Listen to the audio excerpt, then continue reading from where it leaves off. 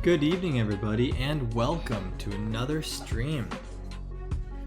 Sorry for the slight delay there, but it's looking like it's going to be a great night.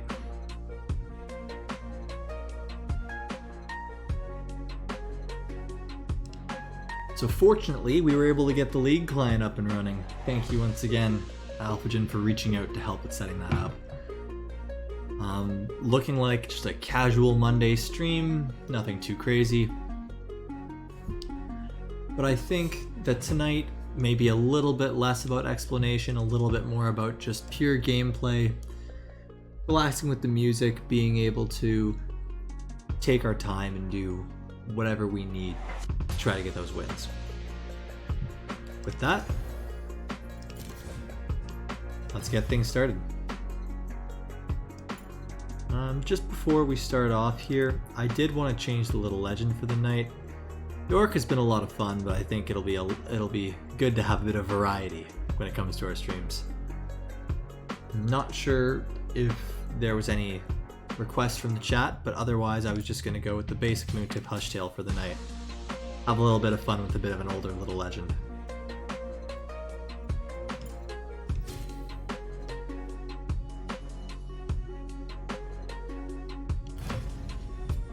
And here we go.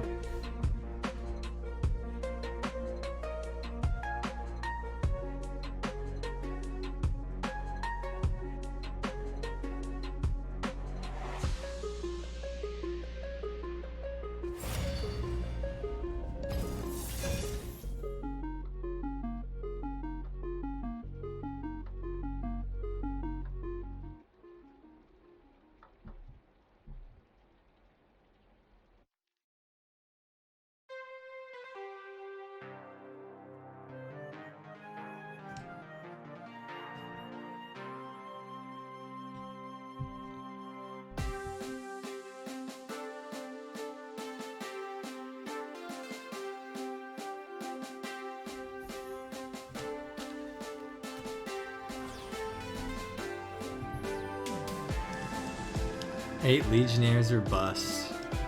Might be a little tough considering the nerf to Legionnaire, but you know what? We'll see what we can do. Maybe if we get that spatula, we can have a bit of forcing with it.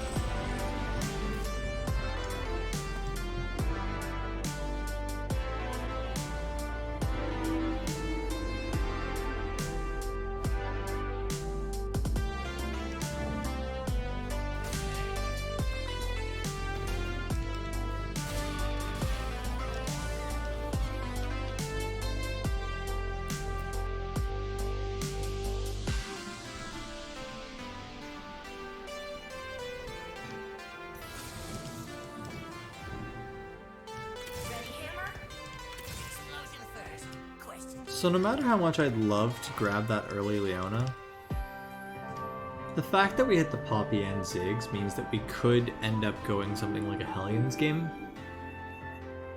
Nine Forgotten could also be fun.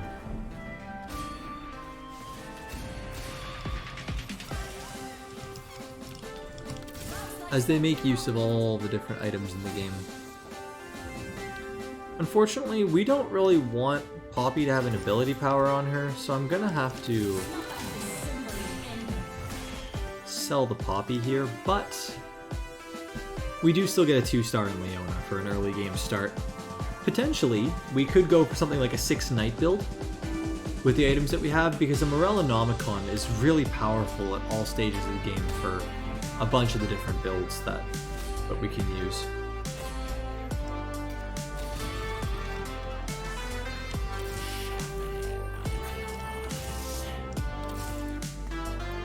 So the ways I see us running potentially could be something like an Assassin build, something like a Hellion build, now that we've also found the Cannon. So for now I'm just going to put in the Hellions. But getting an early Katarina plus a Kha'Zix to make 2 Assassin could be really useful. The only thing that would make me feel more confident to just go Katarina, go Forgotten, or Assassins was if I were to find a blue buff.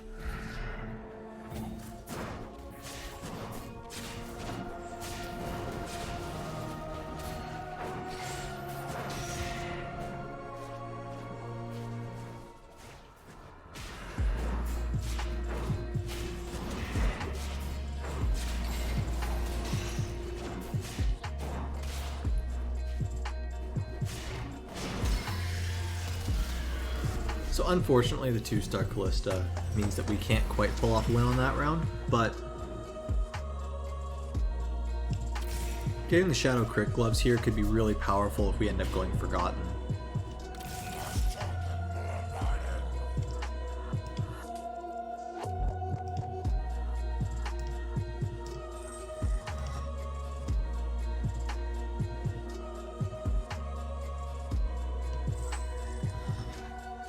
So right now it looks like there's one other person who could potentially be going Hellions here.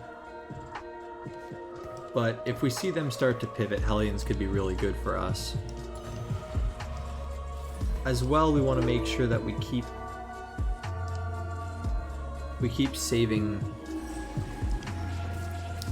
our gold and keep our options open.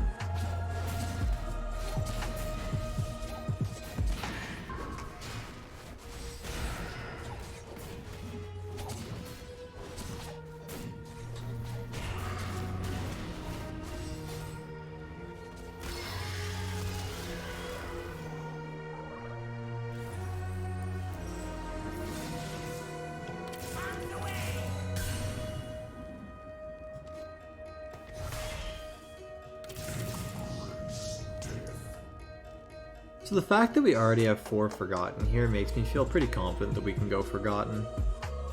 So what I'm going to do right off the start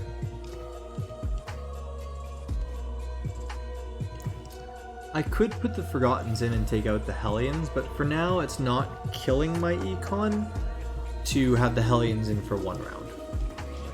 Just to see if we can potentially get a closer loss moving into the carousel, or even start a win streak.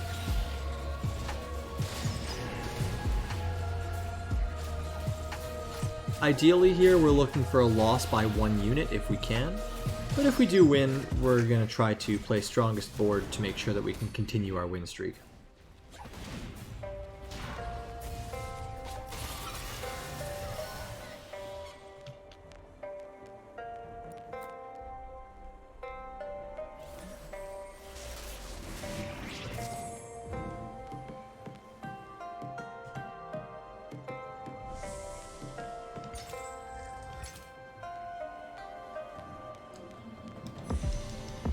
Considering we're going for a Forgotten game, we definitely want to grab a shadow item here to make all of our Forgottens more powerful.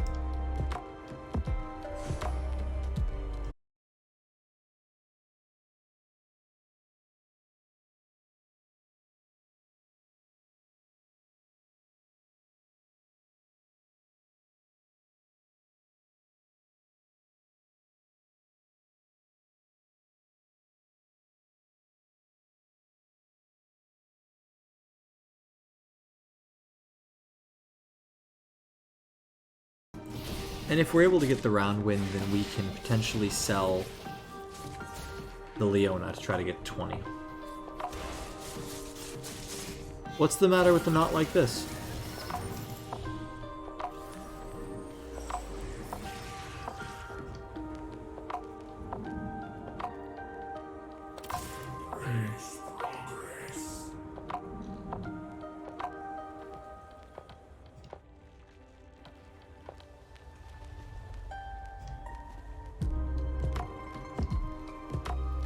Alright, it must have just been something of a hiccup. I'm not sure exactly what had happened there. Apologies.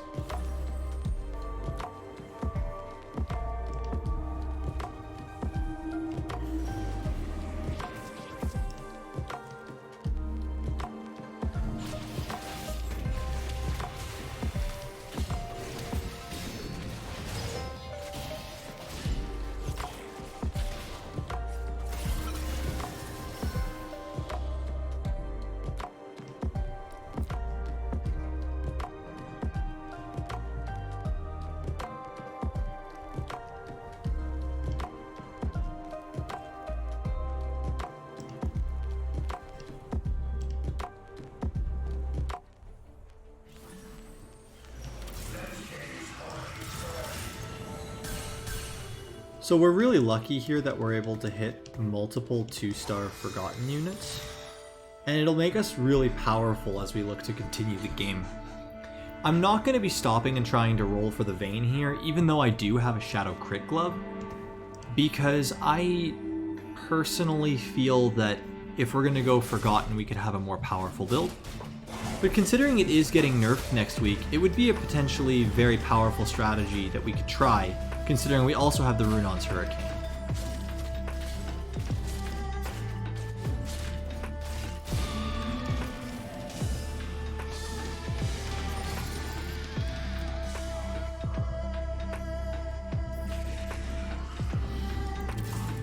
Yeah, I'm gonna give it a shot. I'm gonna see how it is with Vayne with 2 perfect items. Feels pretty strong at the moment.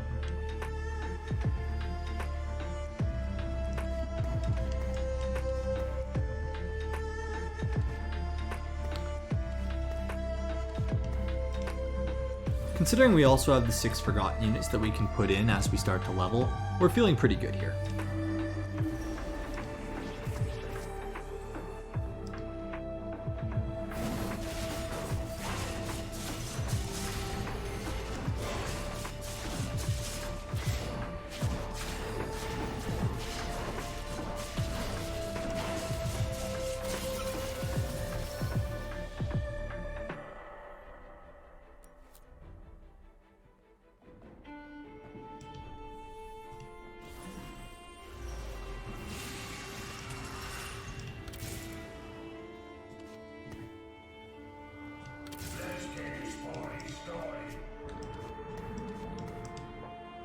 So normally finding a 2% Mordekaiser, which I will pick up, means that we want to run him, but because we don't actually have any Legionnaires that we would be using alongside him, and we've pre-committed the items towards making Vayne a carry, all we're going to want to do is potentially save him to play alongside a Draven.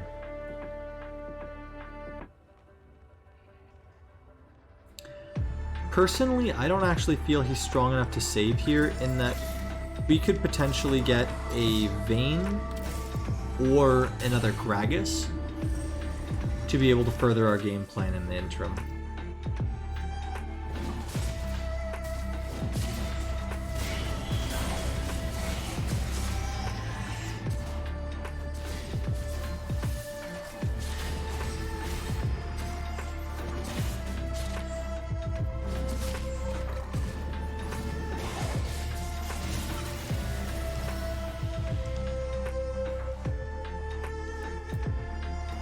So I believe the right play here is to sell the Victor, as we can find him later as we go towards our leveling. And we get lucky that we're able to hit a Rise. So we'll have another Forgotten who's much stronger that we would rather be running anyway. Alpha Jim, would you be more comfortable with 9 Forgotten, or would you be okay if I did 6 Forgotten and Friends?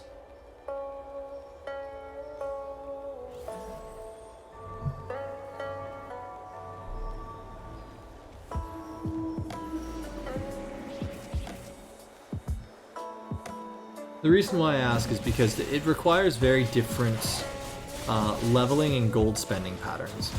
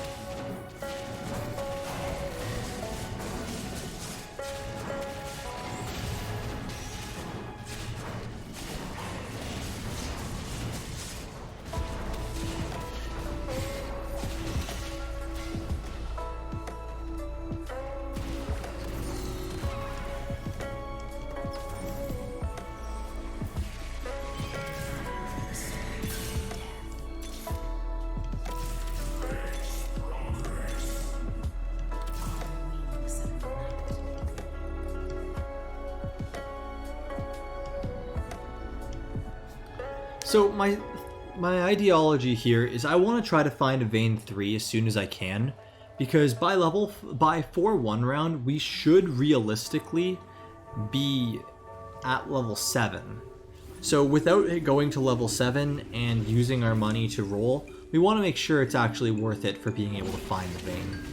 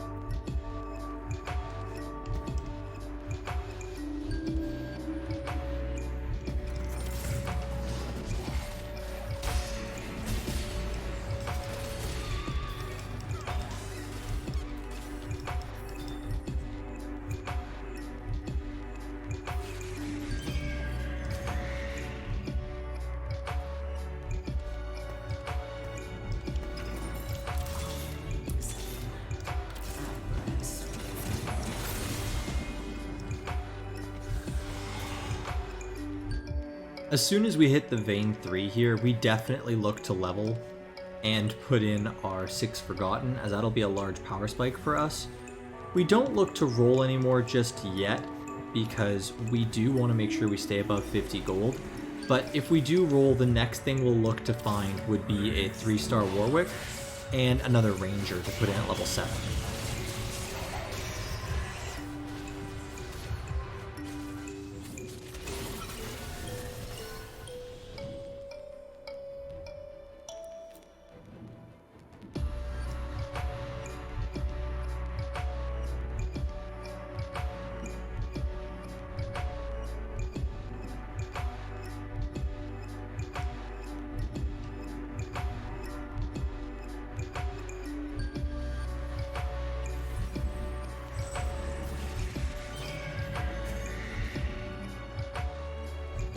So thankfully we hit the bow here, which will give our Vayne perfect items to finish off with the Ginsus.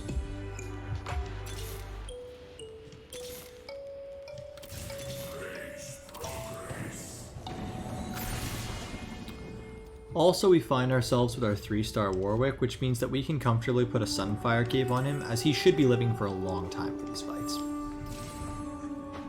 We keep the spare armor here in hopes that we can potentially grab magic resistance or another armor on the carousel to make Hecarim or Warwick an extremely strong frontline for this Vayne.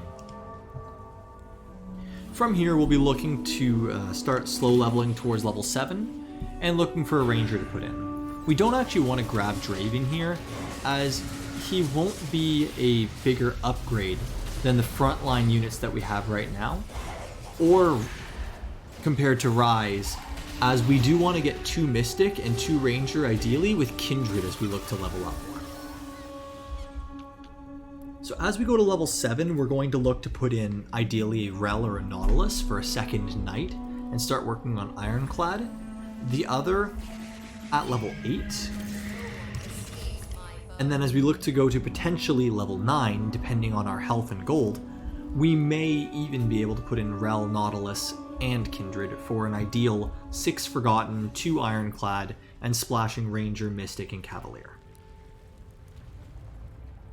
In the interim, however, I buy the Ashe, knowing that she's going to be another Ranger for my composition.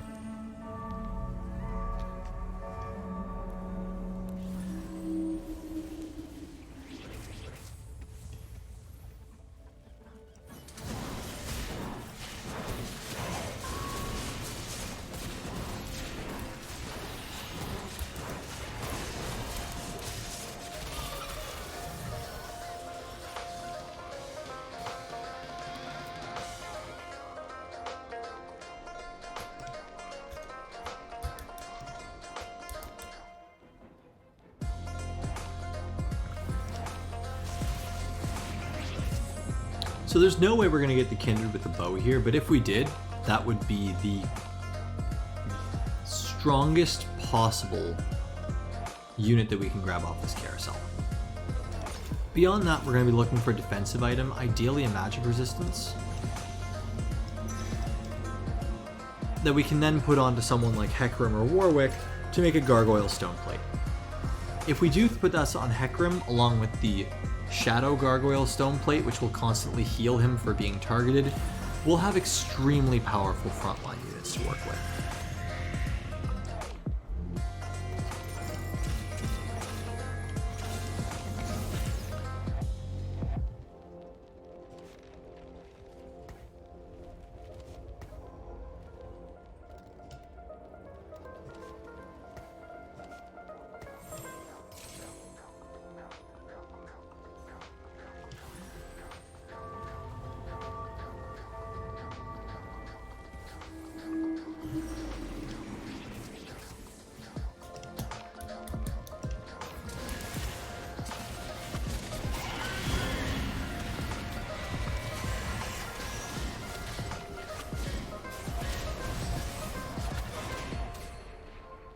So unfortunately, Vayne did get jumped in that fight, but because we have such a powerful front line and such a durable front line, they're able to survive long enough for us to clean up the fight and get our win, continuing our win streak and aggressively powering us up towards level 8 and beyond.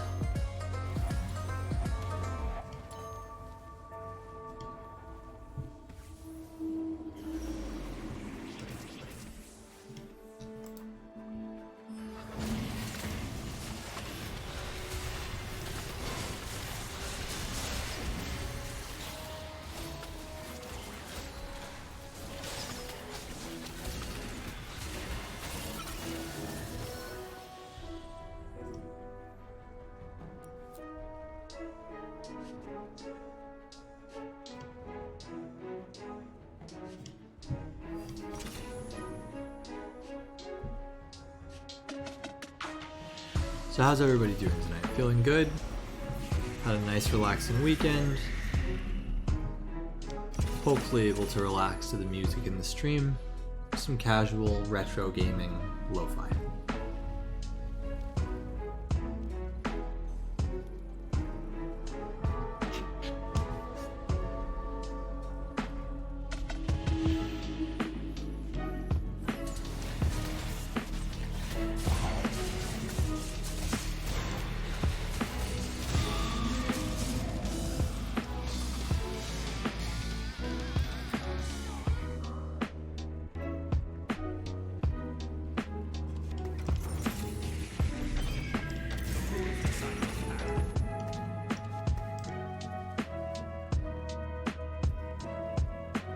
Good, I'm glad. Unfortunately, we weren't able to find ourselves any more heck rooms along the way, and we do want to make sure that we hit level 8 soon so we don't fall behind the rest of the curve. But we may stay at level 8 depending on how we feel about our composition versus the rest of the opponents here. Seeing as there's an extremely defensive Rel, we're very glad to have the Vayne with the Shadow Crickle up, so that she can potentially very quickly demolish the opposing front line. Yeah, you can really see why this composition is looking to be nerfed next patch.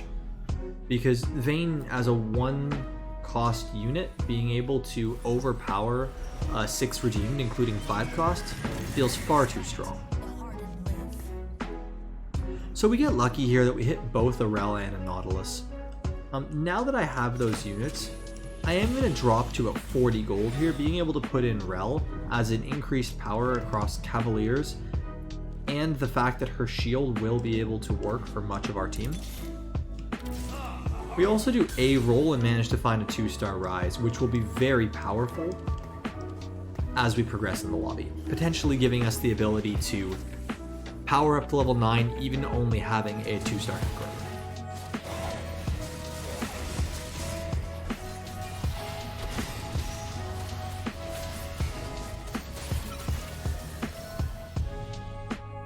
Yeah, and now that we're getting to round 5, we're getting to the point in the game that we're going to start knocking out opponents. And thanks to our extreme health advantage that we had throughout the early to mid game, with finding a 3-star Vayne relatively quickly, we're able to just hold our money and look for a casual level 9, seeing that we don't have any units that we really need to level up, and we would much rather have the additional knights in the composition.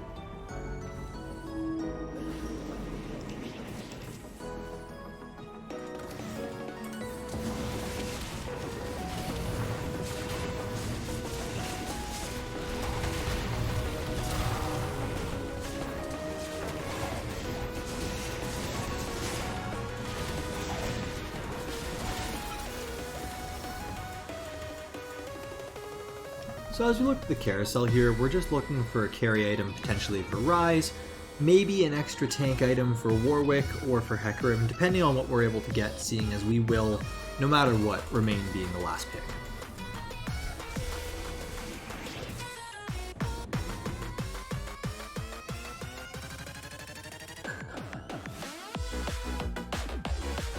There are many good items here, but if I had the chance to go for any of them in particular, I would actually go for the Redemption.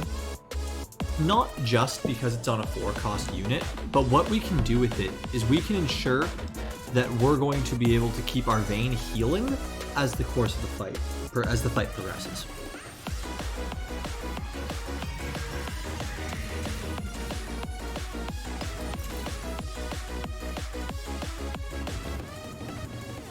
I believe the best holder of this item would be Rise, just because he'll be staying relatively close to Vayne, and it will give him more mana to be able to cast sooner.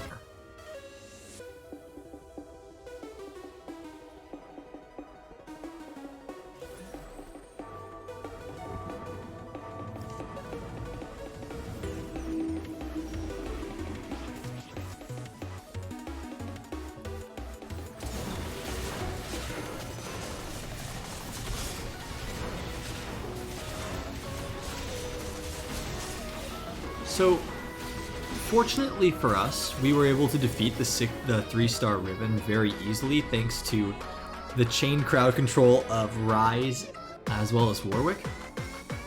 And unfortunately for our opponents, our Vayne happens to have perfect items, which means that unless they have a heavy crowd control in the backline, such as a Volley Bear, our Vayne's not going to really be stopped as she continues her onslaught against the opponents.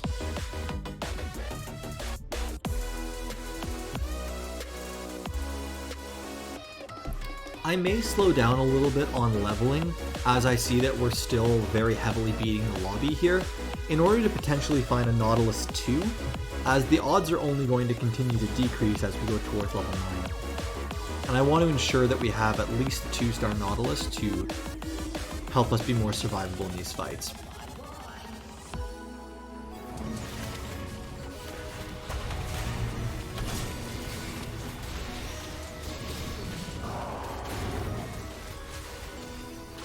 So here our opponent's been running Draconic for a long time, and that they've been able to 3-star Set and itemize him as a frontline carry, as well as 3-star Ashe to itemize her as a backline carry. But once again, this Vayne composition is just proving to be extremely powerful, and it's definitely understood why she'll be getting a nerf very, very soon.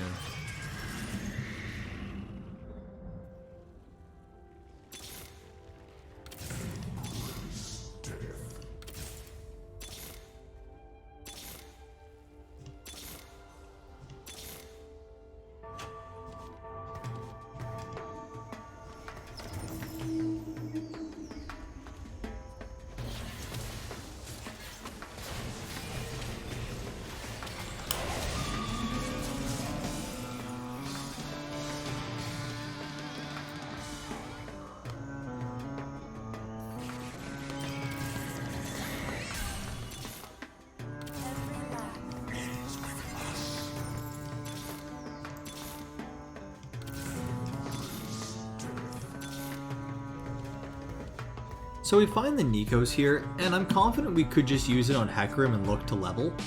But since we're also looking for Nautilus, we can take a little bit more time here. And potentially work around the fact that we will be at level 8 for another probably 2 or 3 rounds until Carousel, I would say.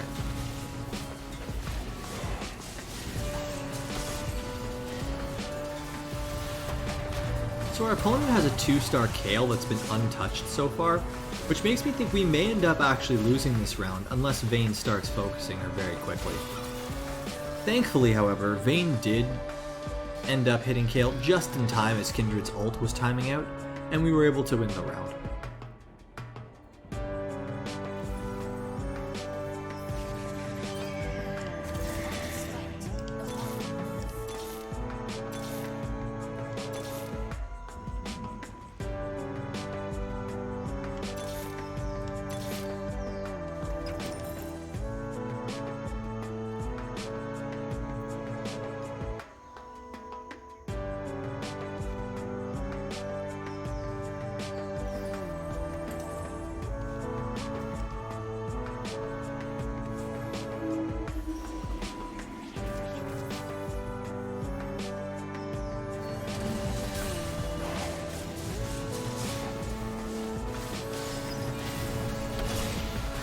So thankfully, between when we last fought a similar Kale player and now, there was a Zephyr, but we were able to avoid it by having Vayne as the second unit in and not directly putting her in the corner.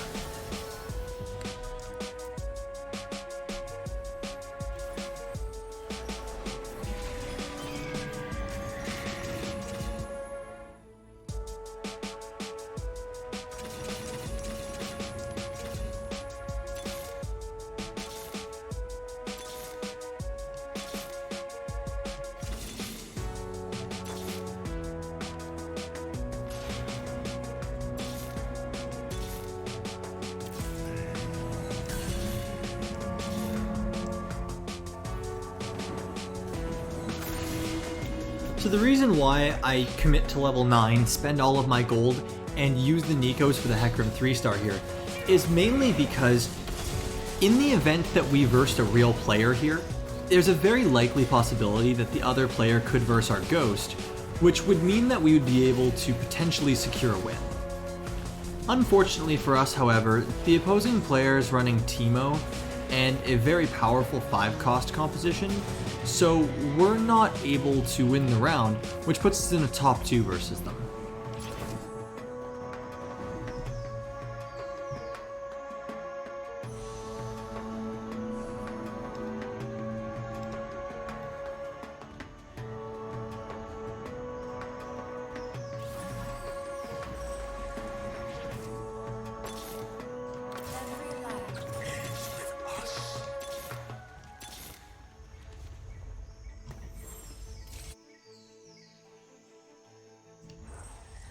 Knowing that I'm going to be versing Heimerdinger and Teemo, what I'm going to do is I'm actually going to move Vayne further away from my other units so she has a good chance to not get targeted by the Teemo shrooms. As well, I'm going to move Kindred more into the open.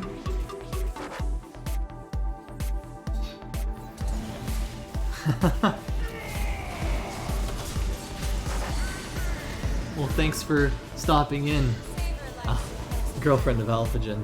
It's really nice to hear from you as well. So fortunately, Vayne was able to avoid the Teemo mushrooms for a long time, but I'm not sure if we'll be able to win, seeing as the Teemo was about to enter a 1v1 state. Thankfully, we do pull out the win here, barely, I believe. And we're able to close out a very close but powerful first place. Well, thank you so much. It's really appreciated to have the confidence in the stream. So as we exit the lobby, we see, hey, look at that. That first place with being able to re-roll Vayne, finding a Warwick and a Hecarim, put us into Platinum 3. Hopefully from here we're going to be able to keep on climbing and we can continue to enjoy the music for the night.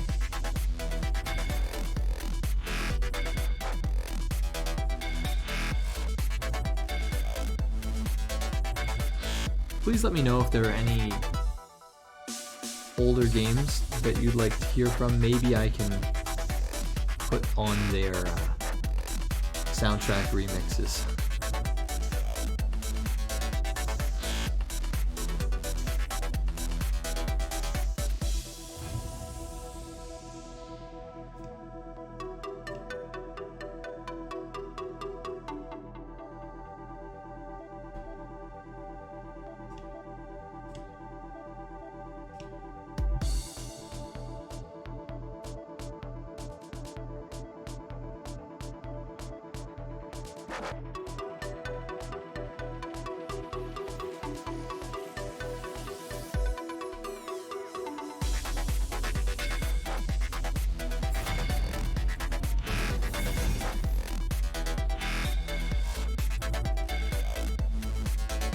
I'm glad you're enjoying the music. I tried to find some more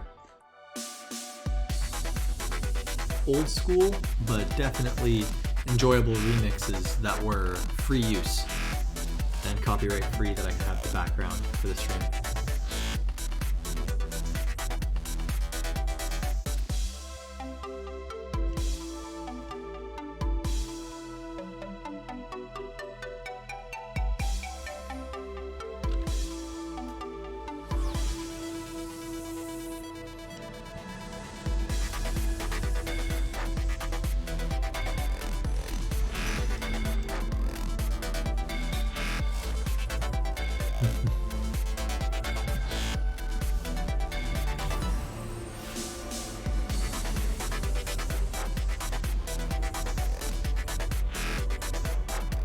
So once again for tonight's stream, we're just taking a little laid back approach, a little bit more quiet, let the music take over, and we'll see how the game shakes out.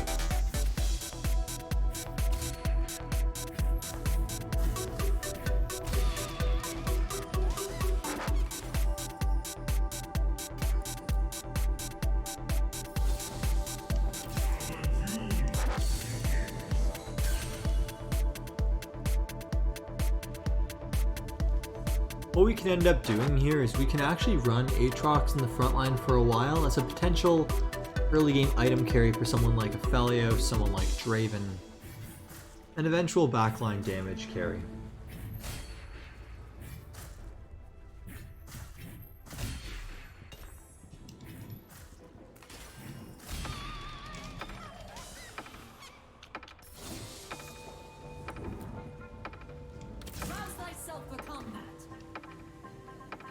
So unfortunately, we don't end up finding ourselves with a Legionnaire to be able to power up Aatrox, but in the meantime we can just buy powerful units and put them in.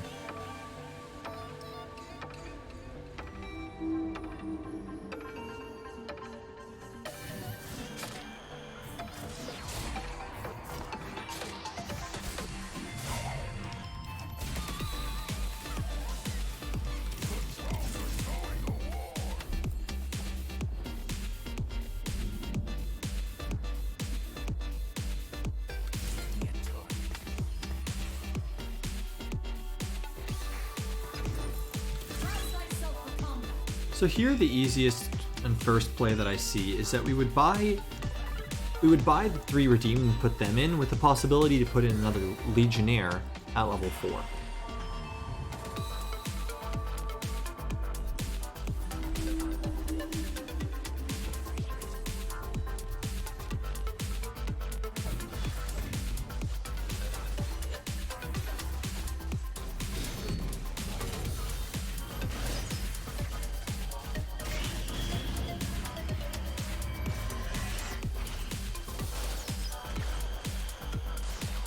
So unfortunately, with this person already having early Morgana, it definitely means that we lose this first round.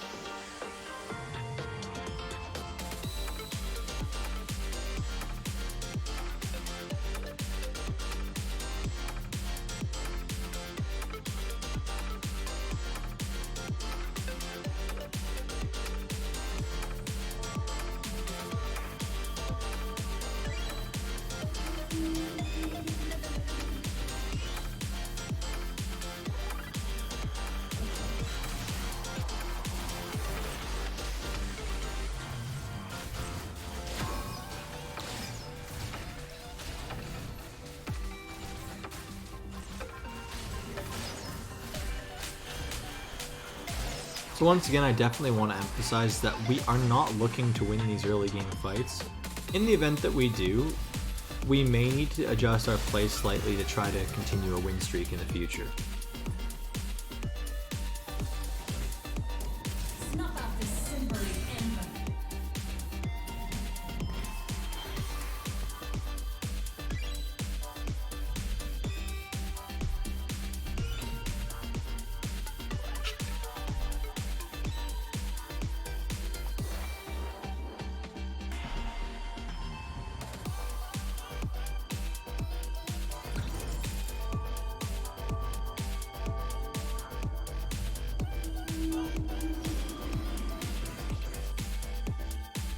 Going into the carousel, one of the first items we're going to look for is a sword, if we can get it.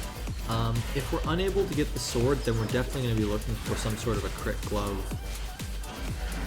potentially magic resistance or a bow.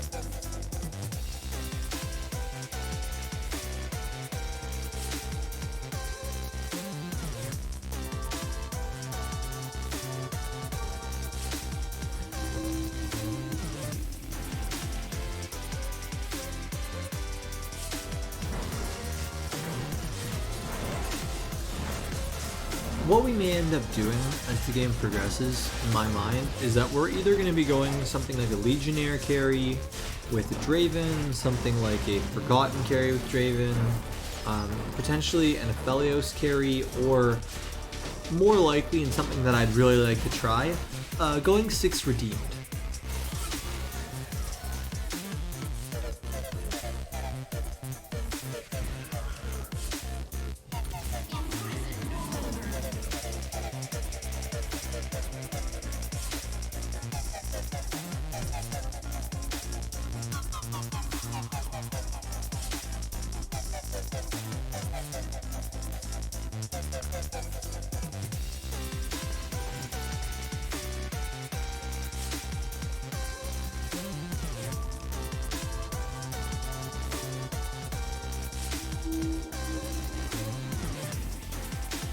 Just to give an idea of what I'm thinking here, what we can do is we could potentially put a Shadow Chalice, so the Chalice of Malice, onto Aatrox, and then use him between, for example, Syndra and Vel'Koz,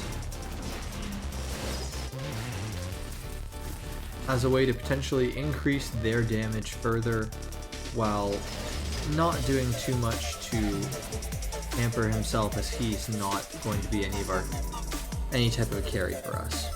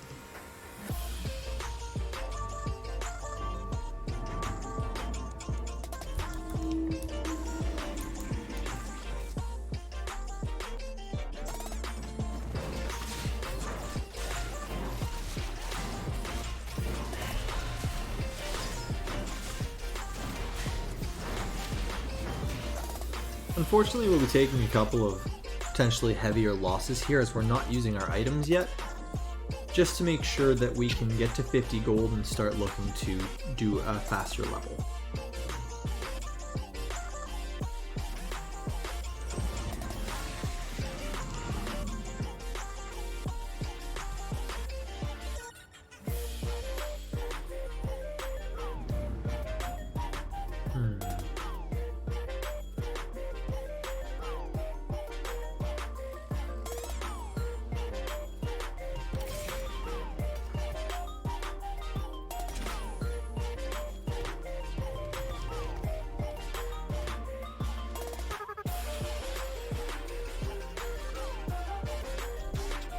So if at all possible, what I'm going to hope to do here is find at least another Aatrox, so that potentially I can swap him out and get the item off of him. For the 6 redeemed that I would want to run for my late game comp, however, I don't actually need Aatrox if I'm able to hit Lux, Rel, and Vel'Koz. The way I would finish and round off this composition would be to definitely add Nautilus as an Ironclad and a Knight, but to also add something like either Morgana for Mystic if we need some more durability and survivability, or to potentially add another Spellweaver like a Zyra in order to increase our damage for our Vel'Koz.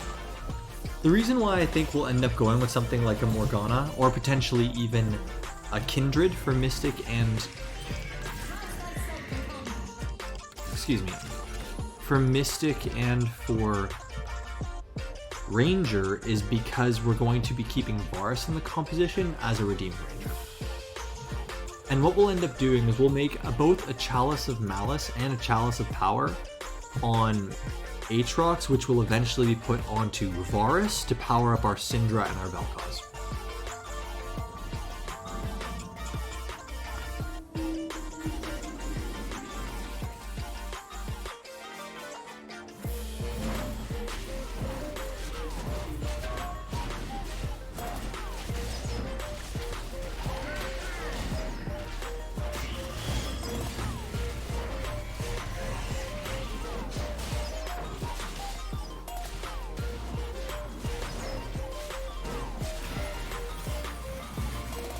Once again, as I said previously, we're not going to be able to get very many wins as we move here.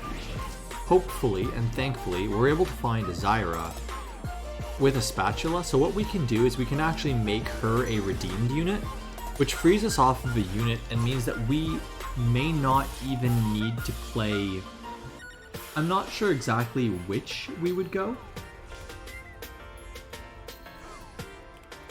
but we could potentially swap out Varus in the composition, which frees us up from needing to go the Kindred late game.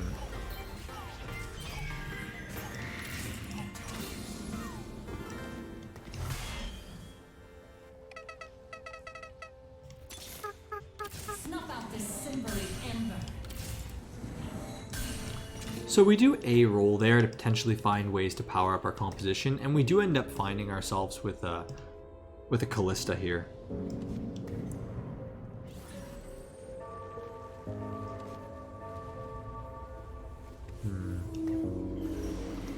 Oh, thank you. Fingers crossed that I'll be able to do well in the game. We'll see. But thank you for the vote of confidence. If I wanted to use this spatula for something other than the redeemed that I was thinking, I could potentially use it for something like a Spellweaver to enable us for 4 Spellweavers, but I do think that holding on to the spatula for now could be really useful.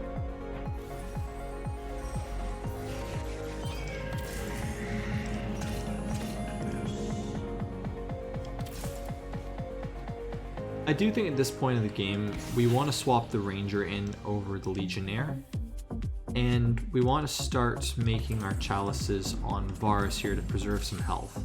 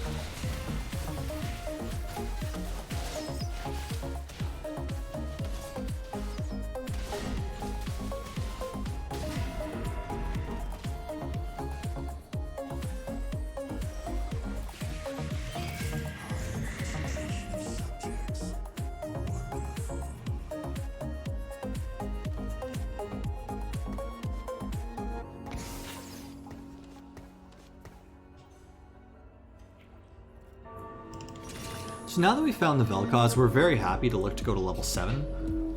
Unfortunately, we're still missing at least Lux or Rel before we can put in our 6 redeemed.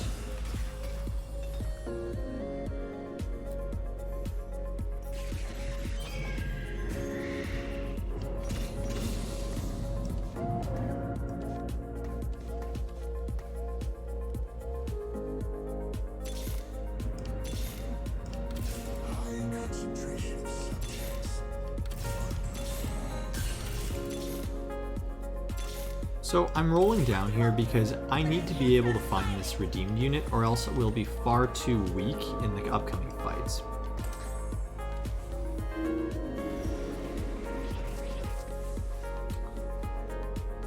I'm also going to put the naked ability power on Vel'Koz here because regardless of what we end up doing, we're either going to be making a Jeweled Gauntlet or a Shadow Jeweled Gauntlet.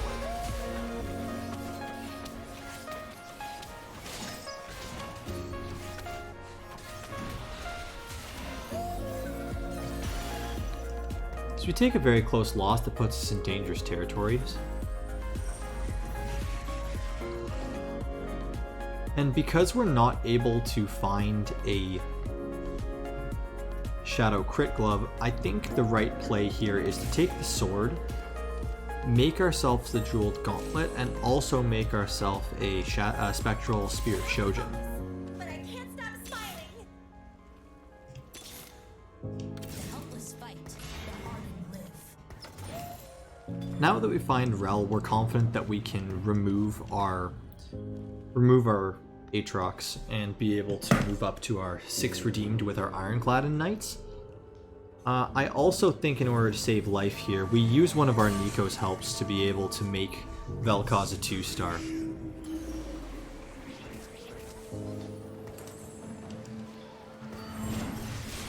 I do also think we finish off Varus here in terms of damage by giving him a rapid fire cannon so that he can attack much faster and get his ability off, which will help our team.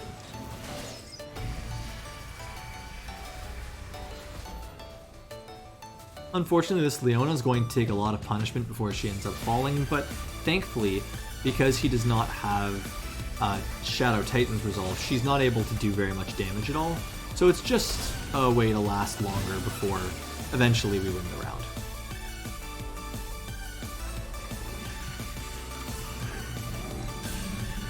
So as we look to go to level 8, our 2 most powerful options that we can put in will be a Mystic Unit or a Spellweaver.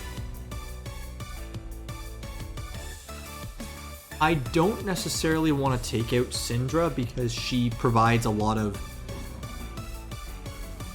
damage reduction in throwing assassins away from Vel'Koz, but in the event that we do get magic resistance off of this carousel and make a redeemed spatula, we would be taking Syndra out to throw in Zyra for a second Spellweaver, which will give us some much needed damage on Vel'Koz. And I say much needed because even though we are running 6 redeemed, Vel'Koz is very much acting as our solo carry, and he deals 20% less damage overall thanks to a Spectral Spear of Shojin. Thankfully, we've been able to put his ability power so high through both the redeemed trait as well as 2 chalices, giving him an additional 75 ability power. So, even though the magic resistance is on Vlad, it's still looking to be our best item here, and if we can't get it, we may get the Shadow ability power.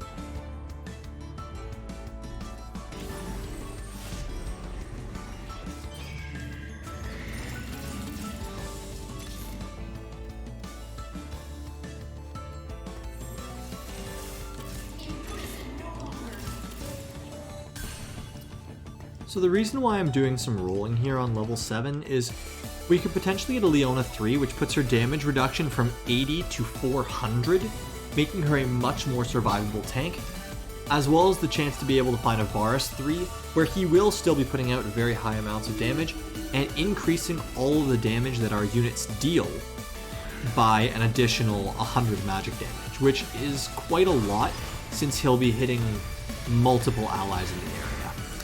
Thankfully, we're running Vel'Koz, which is a very good carry for hitting multiple units, and he's able to tear through the Hellions because he has direct access to their portal.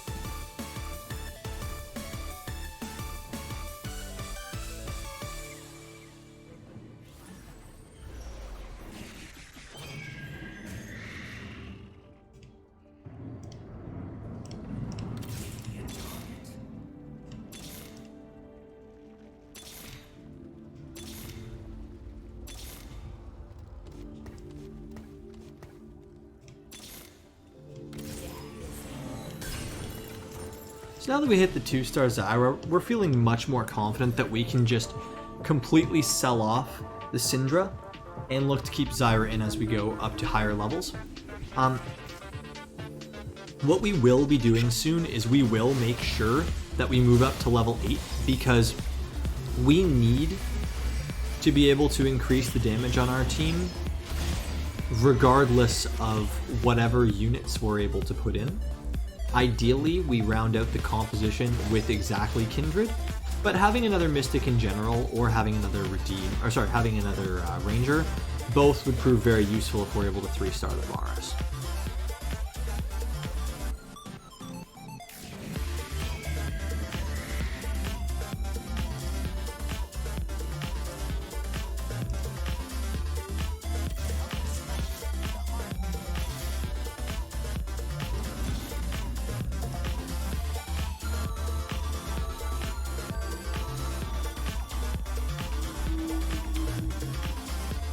So unfortunately, we may not get more items. We may get a component here, but we would be really hoping to find 2 if possible. Yeah, we get 1 component and 2 gold here.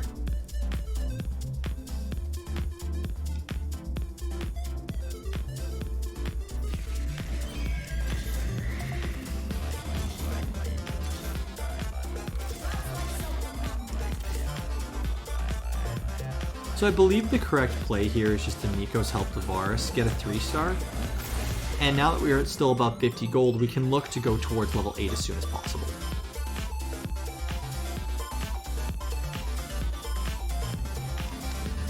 As we go into the carousel on 5-3, which I believe will be strong enough to survive,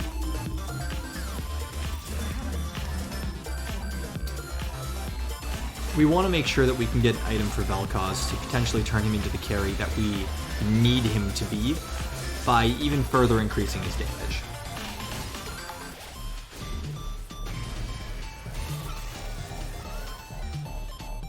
Yeah, so putting Varus to 3-star really drastically increased the amount of damage that we're doing.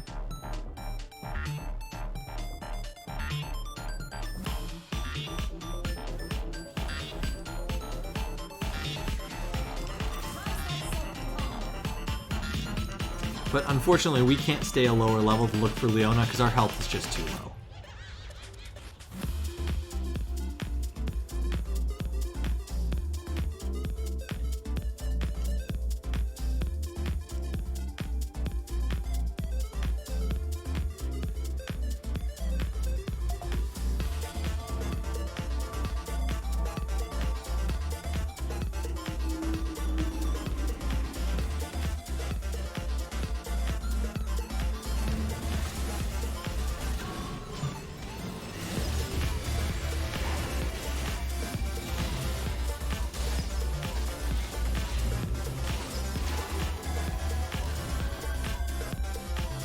Yeah, seeing that Vel'Koz doesn't have survivability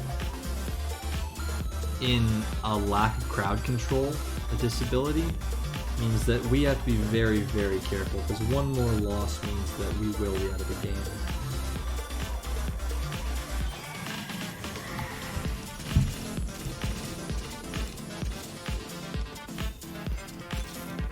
So here, considering we're at such low health totals, we have to just roll everything down. Thankfully, we do find the Kindred, which puts us into a much better position having the second Mystic, as well as the second Ranger.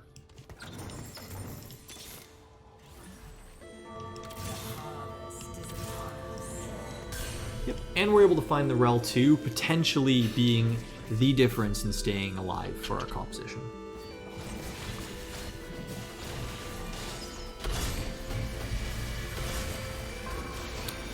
So thankfully, because our Vel'Koz was not offset, we were able to completely obliterate his composition, and we should make it a lot easier for us to find units, potentially, as we look to hold out longer in this game. Since we are going to be the first pick order, potentially, we want to make sure that we can find a good item for Vel'Koz, and the Quicksilver that's moving towards us would be the perfect item.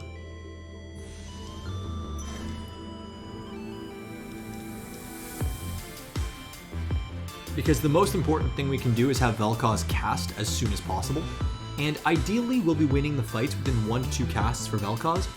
In order to enable that, we want to make sure that he's not able to get crowd controlled, so the Quicksilver is going to be the perfect item for him.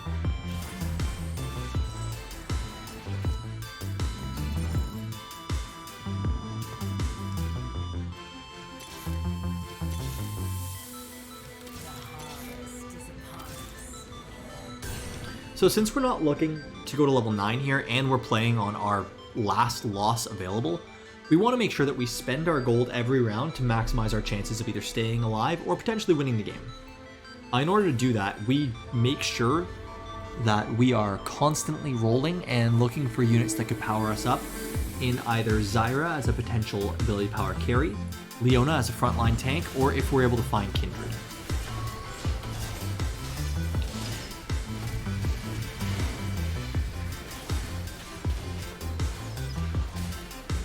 So thanks to the crowd control immunity, we were able to stop Vel'Koz from getting hooked by the Thresh, which makes the night and day difference for us to win that fight and clinch a top 4 spot.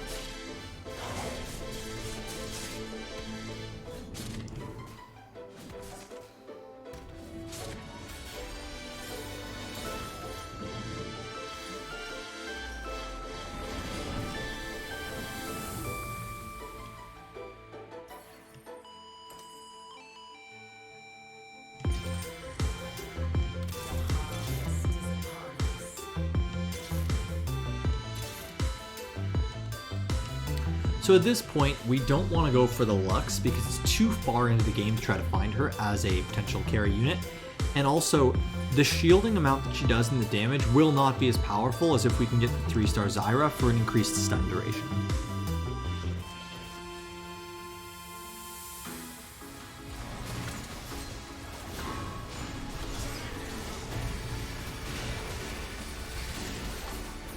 Thankfully, this person had Vel'Koz on the far side of the map for us. Or sorry, Vel'Koz had Viego on the opposite side of the map to us, which kept our Vel'Koz safe enough that we were able to win that fight very handily. And as I said, we're just looking to get a single cast off with Vel'Koz, and that should be enough to close out the game. So here we save our gold because we have the ability to, but we definitely are extremely afraid of this person in first place. Knowing that we versed the Vel'Koz more recently, as well as just versing the person now in third, we definitely want to make sure that we're playing and ready to fight against this TFT Josh person.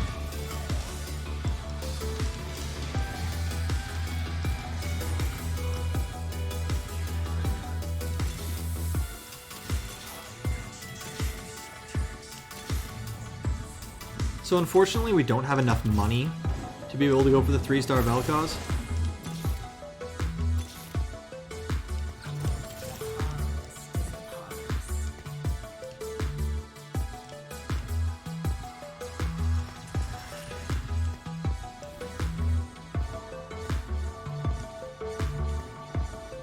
So what we do here is we actually swap the map because it's very likely that we'll end up being versus the person in first place, and we want to make sure our Vel'Koz has the best chance possible to survive.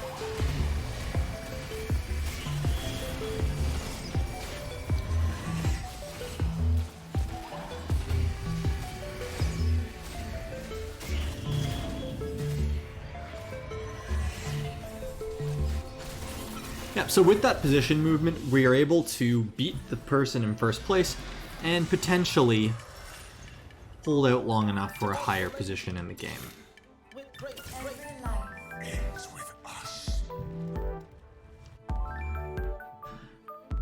Seeing as it's very unlikely that we'll be versing them again, we want to swap our position back over.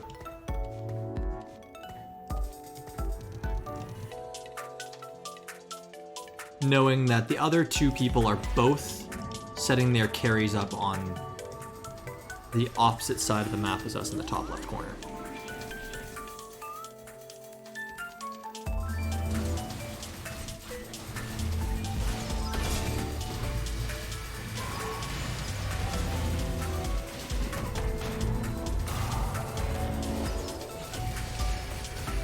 So fortunately for us, we had a Shadow Spear of Shojin, which meant that our Vel'Koz was able to get 14 mana per hit instead of the regular 8, letting him get his cast off much faster. We're also able to hit the 3-star Zyra here, where her having a Hand of Justice and the Redeemed Emblem will make her very powerful as the game goes on and as an alternate carry.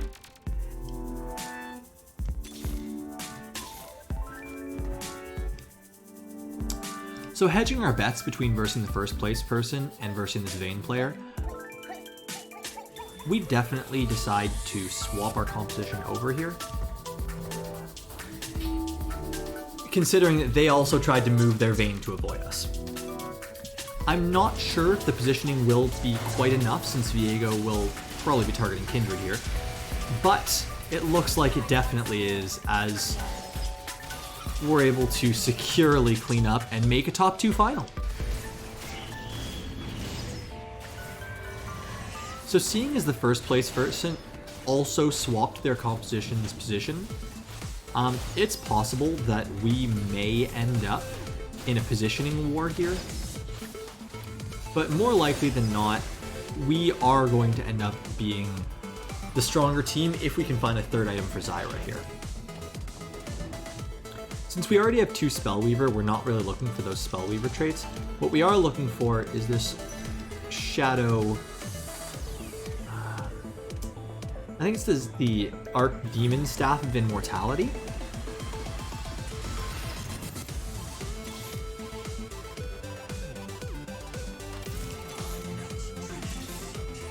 And the reason why we look for the Archdemon Staff is because they're going to gain health equal to 300% of their max mana when they cast. So what we can do is we can potentially give this to Zyra and make her even stronger for a faster cast.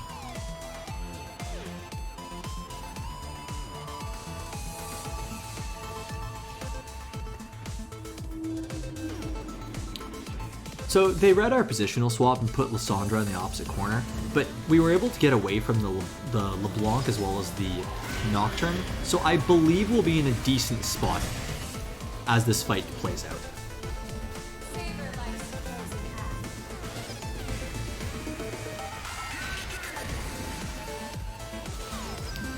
I do think it's really unfortunate, however, that Vel'Koz continues on the same target when they're being resurrected by a Guardian Angel.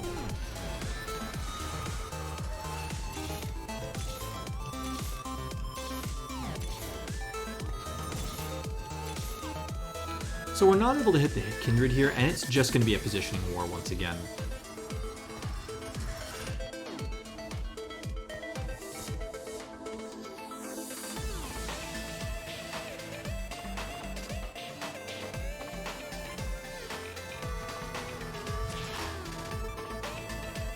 So they were spending their time rolling, and we wanted to make sure that we would have the stronger position going into the round potentially, so we looked to move Vel'Koz back over to the opposite corner.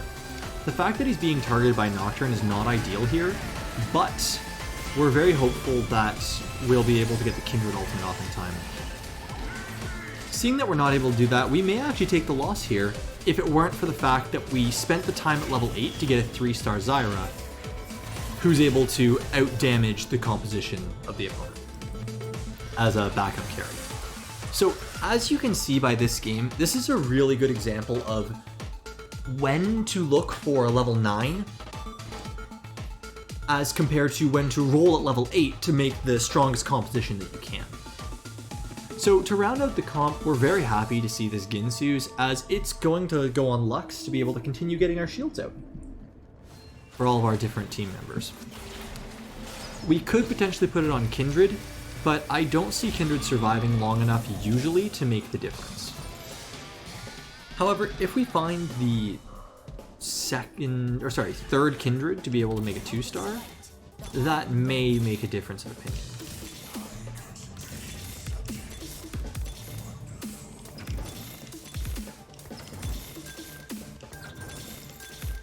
So we don't hit it, and we definitely put that on the Lux. Seeing as we're going into the last round here, I'm not sure if our opponent's going to swap sides, but they very well may.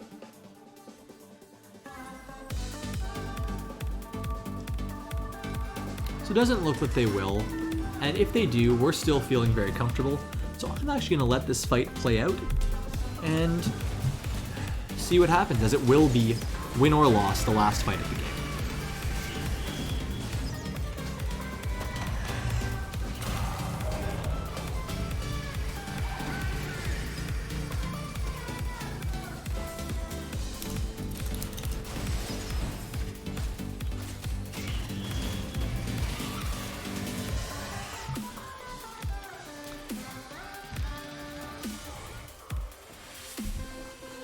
So on the night, that's another great game, and a great way to lead into our first and probably only break of the night.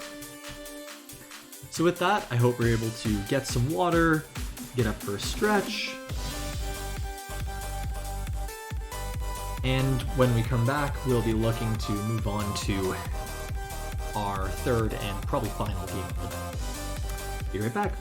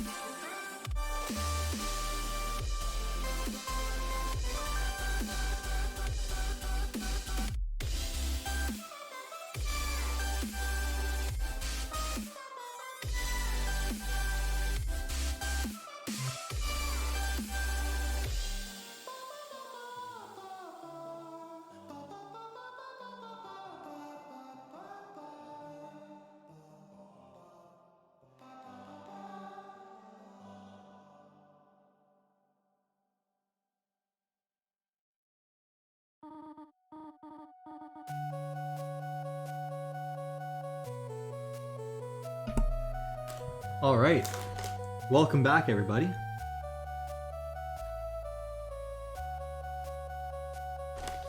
Hope you all had a good break. You were able to get up, get a stretch, maybe get a little bit of water. And we hop back into another game of TFT for the night, potentially our last one. We're feeling really good on the night after taking a couple of solid wins, being able to play to our advantage off of any of the different units that we've been finding.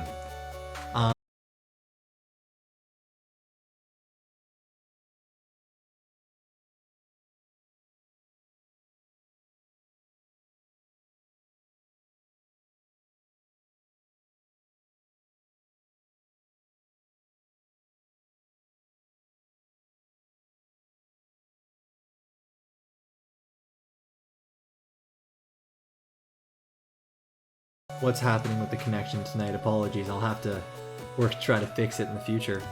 But thankfully, we've been able to take home some good wins on the night, so we're happy regardless of the lack of the secure acceptance into a new lobby.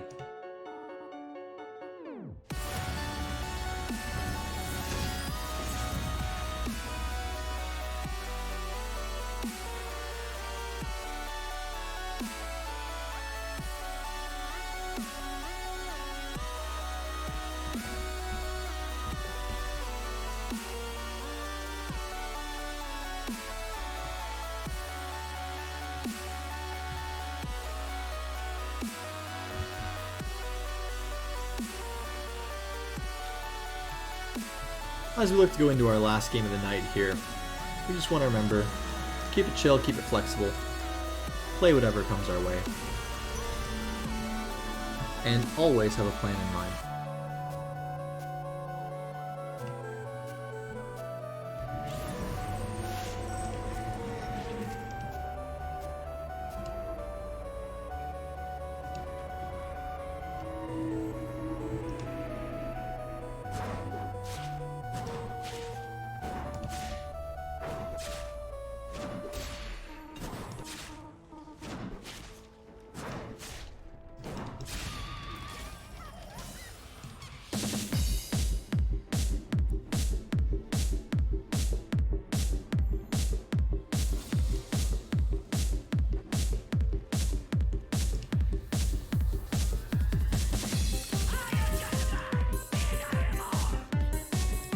One of the first things I noticed in that shop is that we can potentially get all 3 Hellions off the start, which could lead us to a very powerful early game.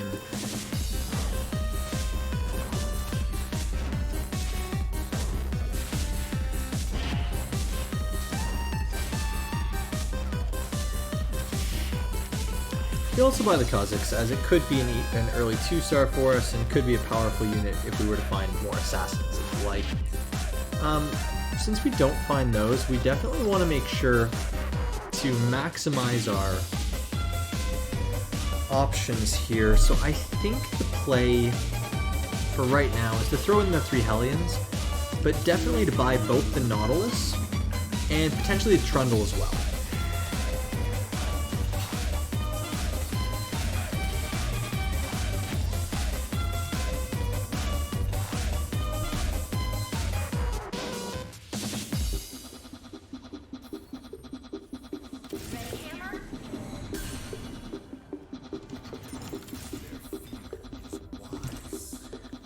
Buying the 2-star Poppy, as well as hitting the early potential of Skirmishers plus the Ironclad in the pocket, leaves us feeling really confident that this early game we should be able to take some close losses.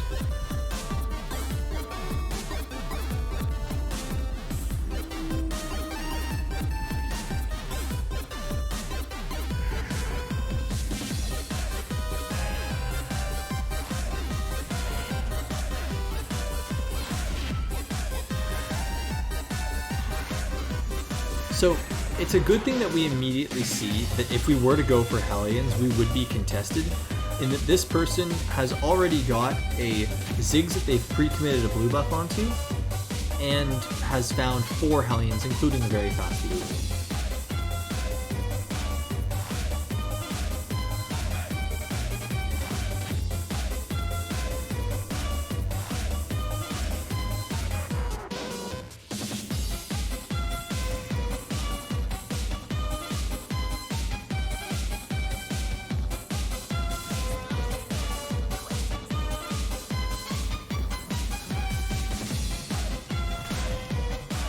Knowing that I'm not going to be staying in Hellions, I definitely want to apply that fast level. Oh yeah, absolutely. This is it's a fun song, and it'll be over in the next few seconds, which is why I'm going to let it run. But in the future, I think I'm going to maybe go past a couple of these Undertales. Potentially.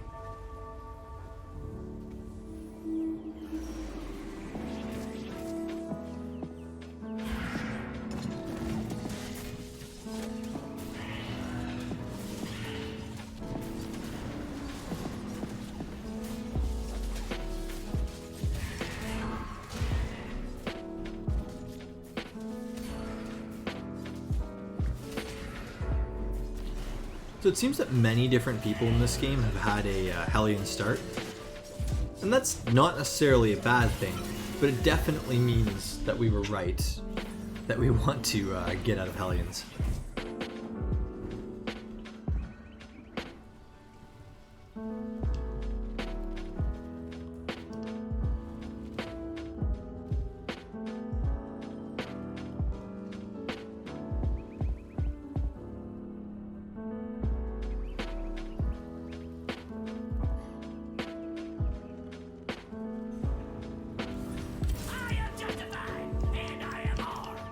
Mind you, I have to say, I'm the first person who's not going to try to push to sell all my units in Lost Streak if I'm able to pick up some wins here. Seeing that a lot of the opposition has had nothing but 1-star units, usually 1-star units, if not just a pile of 1-cost units, I'm feeling strong enough that I can just stay with these Hellions and then make sure to start getting economy after Carousel 1, 2, 3. Means panic and hard pivot. Very, very funny. Yeah, if we weren't feeling a little bit more confident that our units could put the damage out, that we would definitely be looking for that. If possible, we want to find something like a sword, maybe a bow. If we can, the sword on the trundle would be perfect, but it's not likely we'll be able to get it.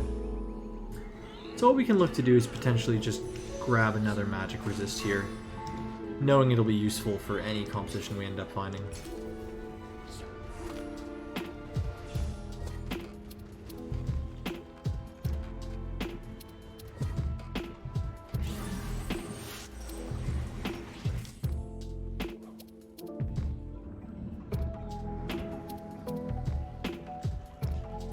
So not trying to stay too focused on a single build, I am noticing that there are some Nightbringers that are open. And knowing that Morgana is one of the more powerful Nightbringers, what I may end up doing here is I may end up running something like this in the interim, making sure I can get myself up to 10 gold. Selling off the spare Hellions and getting ready for more of a mid-game that could potentially be Draconic if I'm able to find them on the next round, or looking for Nightbringers that could be an Aphelios carry, or looking for skirmishers that could be Jax. But I definitely don't want to think of any more options than that because I don't want to spread myself out too thin.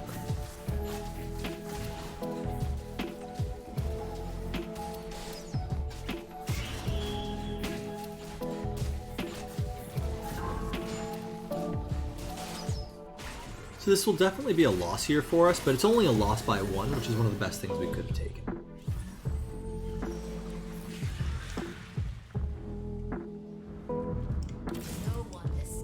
So interestingly enough, we do end up hitting the Ash here, which signals that we want to level and start putting in our Draconic, and slowly start to pad those out with additional units such as our Spellweavers.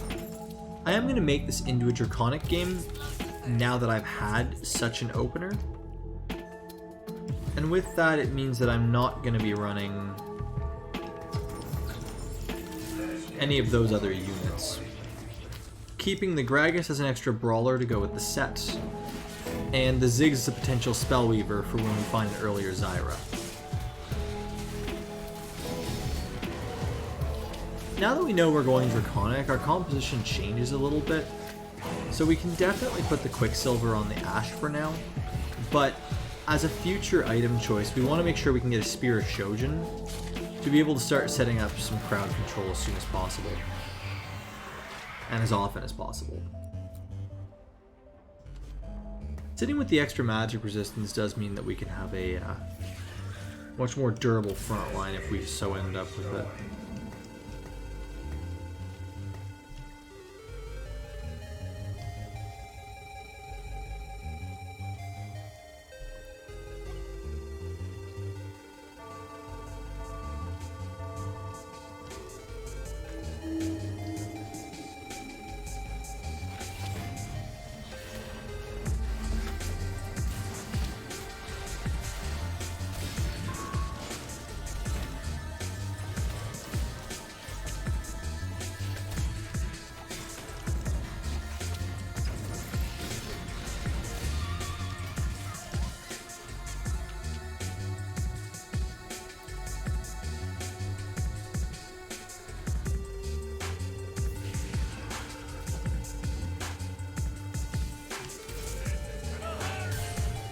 Perfect. So hitting a 2-star set there will definitely make our composition a fair bit stronger.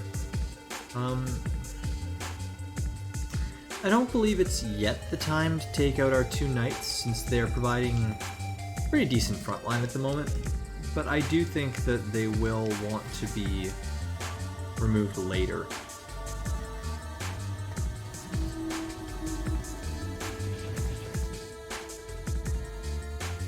If possible on stage 3-2, we'll look to find something like a sword through our armory, and that will either let us start working on Set as a frontline carry, or working on Ashe as backline consistent crowd control.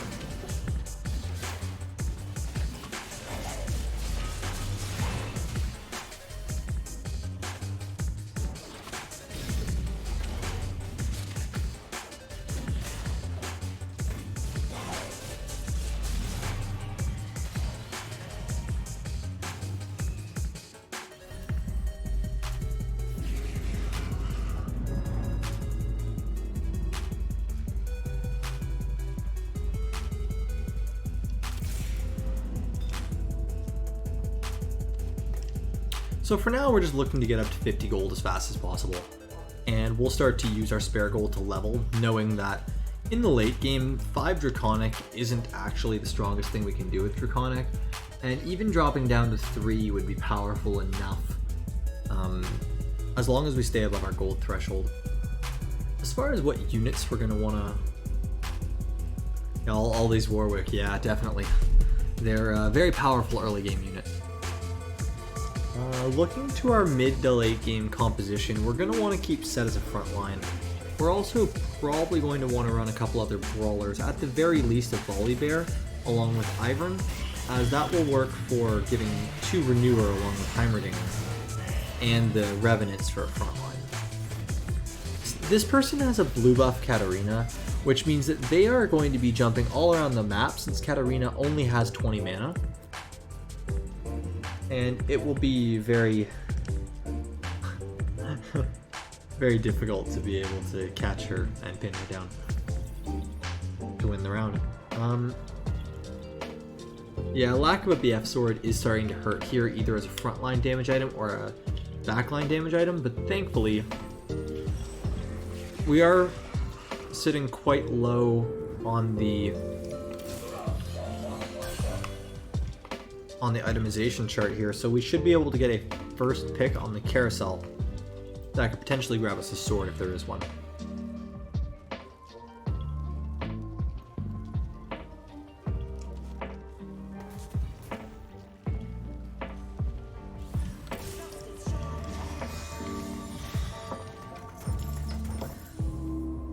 So what I'm actually going to do here is I'm going to sell the 2 knights that we had, because we can get an additional brawler in with Gragas, and having the Dawnbringer trait that we can easily throw in will turn Gragas into an even stronger frontline.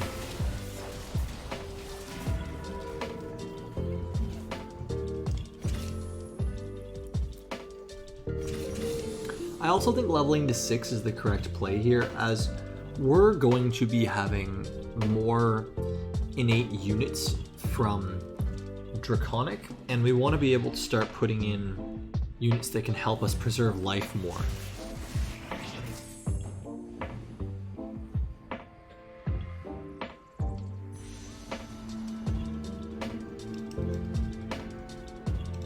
So we definitely want to grab this Zyra on the carousel. She both serves as another Draconic for us, as well as having a sword that will be perfect for us to make a Spear of Shojin on.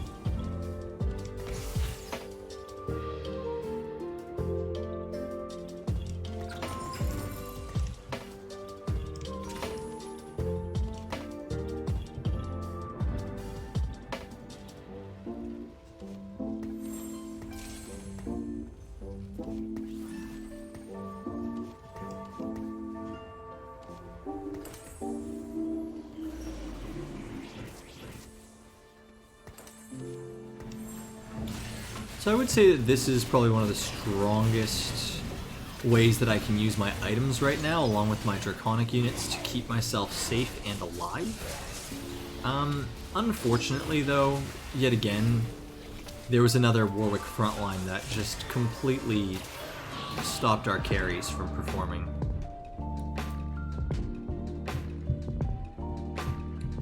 As our health gets lower, we may need to start looking to roll at level 7, which I really hate to do, but it may be our only way to stay alive. Because without getting 2 stars on some of our units, we're going to be extremely weak, and the Draconic units are slightly undertuned so that the trait can be more powerful in getting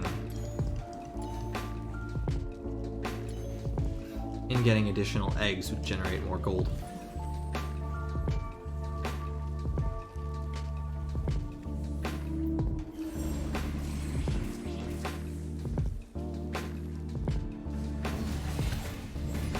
It's also very surprising that we haven't seen another Udyr out of any eggs.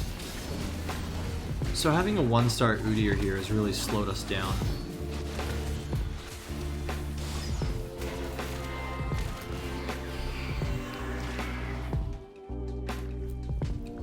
Yeah, unfortunately Draconic is a very feast or famine in that we haven't really been generating eggs, and eggs we have been getting haven't been helping us out very much.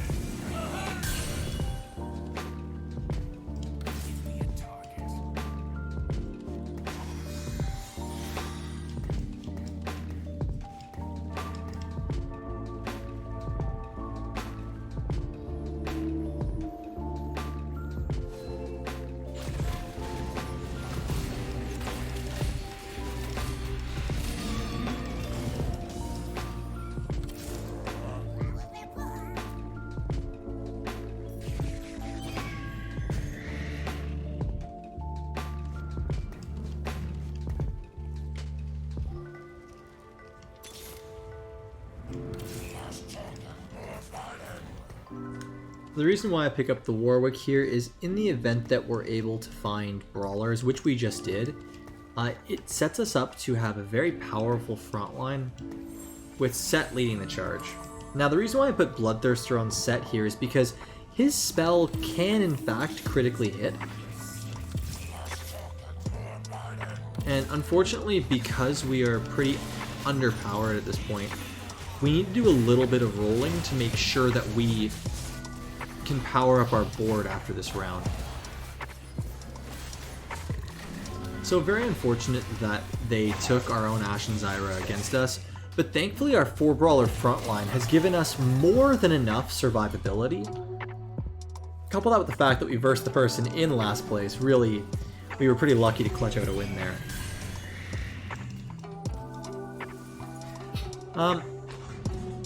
Seeing as we already have magic resistance on the set, I think the correct play here is to either find an item for Ash or give him a Shadow Gargoyles to make him even more survivable.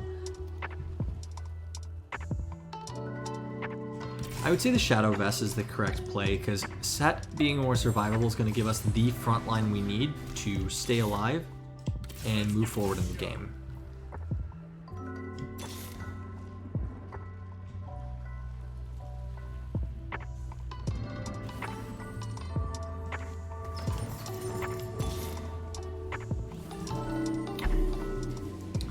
So we find the 1% Darius, but unfortunately we're not running Knights, and we just have to leave it. I do think that this is the point that we'll need to start leveling towards level 8, because we'll be looking to replace the Warwick with Volibear. As well, we want to make sure that we don't fall too far behind and potentially find Heimerdinger if we do, we'll end up going 5 Draconic. With 5 Draconic, we would drop down to 2 Brawler, put in Ivern for another Revenant in the front line, and we would look to potentially add another Spellweaver.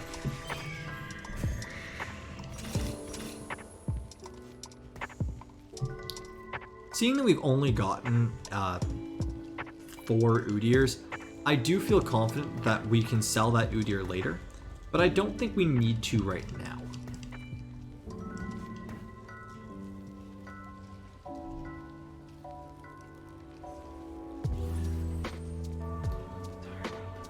I'm sorry to let you down, Alphagen, that we didn't end up going for the Darius, but unfortunately our health's too low and we don't really have the flexibility in our composition.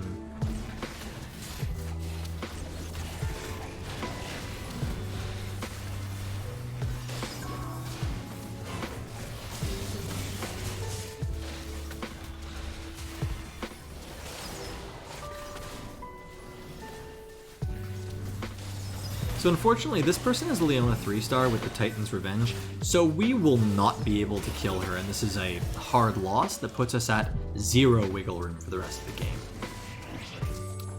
Also, we don't manage to hit a Heimerdinger on the carousel, which is really unfortunate, but we look to grab the Volibear if we can. Since we're not able to grab the Volibear here, we just grab the Viego to be able to have a bit of extra gold, seeing that the only other unit that we could have potentially hit, which would have been a little bit more helpful, or sorry, item which would have been a little bit more helpful, could have been on the Varus for another bow. Not hitting that Volibear is potentially the difference between staying alive and not.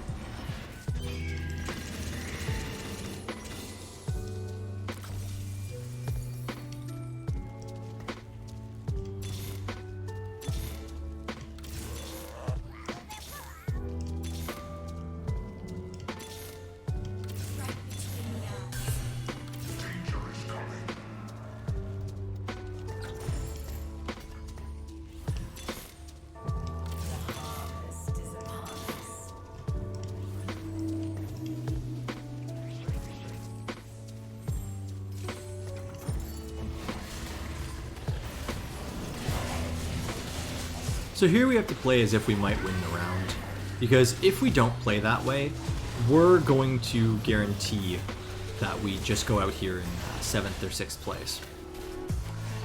Unfortunately, this person does have the Shadow Jeweled Gauntlet Vayne, which means that we will die. Yeah, and that's going to be a 6th place. Unfortunately, we weren't able to be strong enough. We were 1 set off from a 3-star set, which would have helped us with our power. We were unable to find the Volibear, and when we did see it on the carousel, unfortunately, our opponent went for it immediately. Sometimes that's just how those games go. But this is a really important lesson about why potentially you don't want to go for Draconic, is even if you do start finding the units, unless you are very confident in your ability to play the composition, your ability to preserve your health, and also keep the Draconic units in, you're going to fall behind. Looking back on it, what I should have done immediately once I got the Zyra and the Ashe is I should have taken the Udyr out.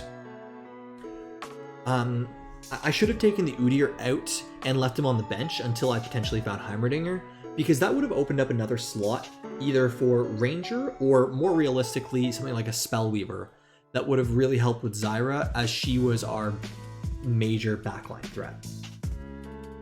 Oh, no problem. No problem at all. I mean, these things happen, right? Like, at the end of the day, all we're looking for is more top 4s than bottom 4s, right? And as I said, it's a chill stream on a Monday night. Seeing that we do only have 12 minutes left in the regular stream, I wanted to get a feel from the viewers. Would you like me to play one more full game, one more hyper roll, or do you think we should call that for the night off of 2 firsts into a Draconic 6th place?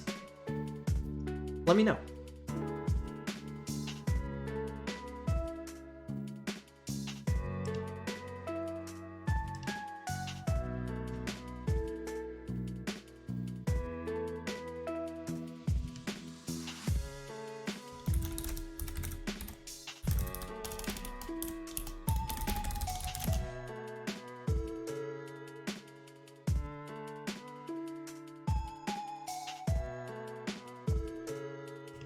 Maybe call it for the night?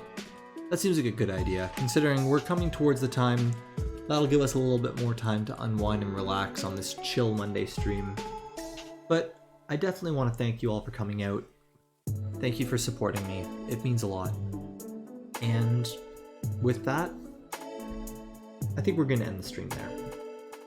So once again, thanks for watching. Have a great night.